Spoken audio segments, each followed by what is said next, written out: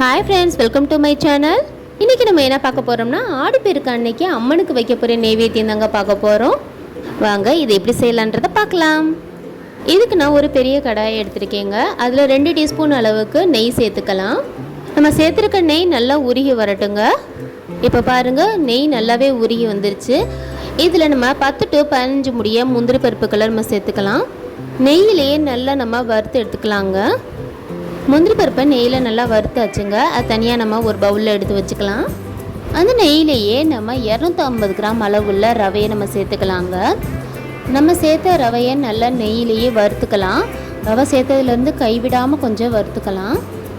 இது ஆடிப்பெருக்குக்கு மட்டும் இல்லைங்க, வீட்டில் விசேஷ நாட்கள்லையும் சரி, வெள்ளிக்கிழமைகளில், வரலட்சுமி நோன்பு, கிருஷ்ண ஜெயந்தி போன்ற எல்லா நாட்கள்லையுமே இது மாதிரி ஸ்வீட் செஞ்சு சாமிக்கு நெய்வேத்தியமாக நம்ம படைக்கலாங்க. இப்போ பாருங்கள், நெய்யிலேயே ரவை நல்லாவே வெந்து வந்துருச்சு.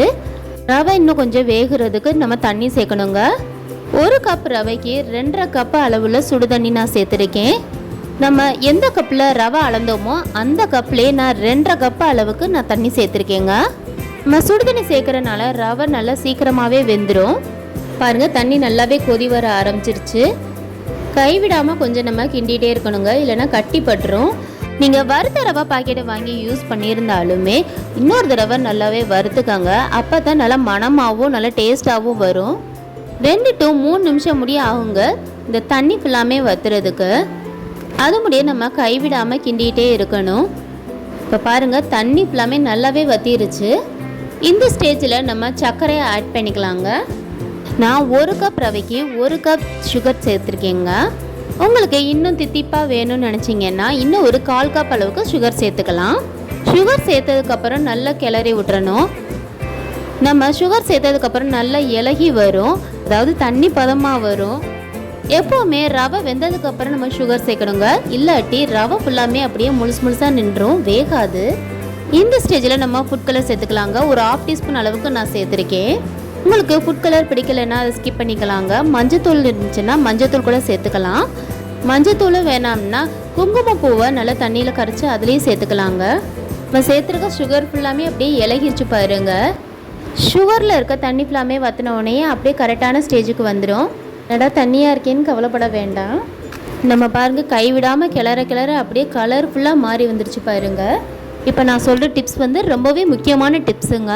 கேசரி இலகுவாகவே இருக்கிறதுக்கு, எப்போவுமே நம்மளுக்கு கெட்டிப்படாமல் கட்டி ஆயிராமல் இருக்கிறதுக்கு 2 டீஸ்பூன் அளவுக்கு நம்ம ரீஃபண்ட் ஆயிலை நல்லா சூடு பண்ணி இதில் சேர்த்துக்கலாம். இது ரொம்பவே முக்கியமான டிப்ஸுங்க, மறந்துடாதீங்க.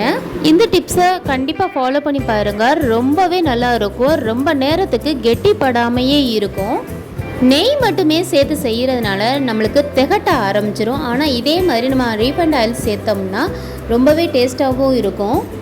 கேசரி பாருங்கள் எவ்வளோ சூப்பராக ரெடி ஆயிருச்சுன்னு. இந்த ஸ்டேஜில் நம்ம வறுத்து வச்சுருக்க முந்திரி பருப்புகளை இதில் சேர்த்துக்கலாம். உங்களுக்கு வேணும்னா கிஸ்மிஸ் பழத்தையும் சேர்த்துக்கலாங்க. கேசரி பாருங்கள் அல்வா பதத்துக்கு ரெடி ஆயிருச்சு.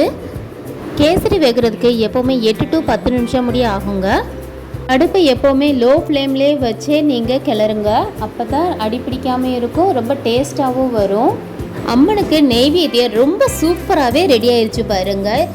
விசேஷ நாட்களில் மட்டும் இல்லைங்க, மற்ற எல்லா நாட்கள்லையுமே இது செஞ்சு சாப்பிட்டுக்கலாம். குழந்தைகள் பாருங்கள் ரொம்பவே விரும்பி உங்ககிட்ட கேட்க போகிறாங்க. இதில் கிஸ்மிஸ் பழம் மட்டும் இல்லைங்க, டியூட்டி ஃப்ரூட்டியும் சேர்த்துக்கலாம். அது உங்கள் விருப்பம்தாங்க. வாயில் வச்ச உடனே கரையக்கூடிய இந்த ஸ்வீட் ரெசிபி வீட்டில் ட்ரை பண்ணி பாருங்கள். எப்படி இருந்துச்சுன்னு எங்களுக்கு சொல்லுங்கள். அம்மனுடைய அனுக்கிரகம் உங்கள் குடும்பங்களில் இருக்கிற எல்லாருக்குமே பரிபூர்ணமாக கிடைக்கட்டுங்க. மீண்டும் அடுத்த வீடியோவில் சந்திக்கிறேன். இந்த வீடியோ உங்களுக்கு பிடிச்சிருந்துச்சுன்னா லைக் பண்ணுங்கள், ஷேர் பண்ணுங்கள், சப்ஸ்கிரைப் பண்ணுங்கள். டாடா, பாய்.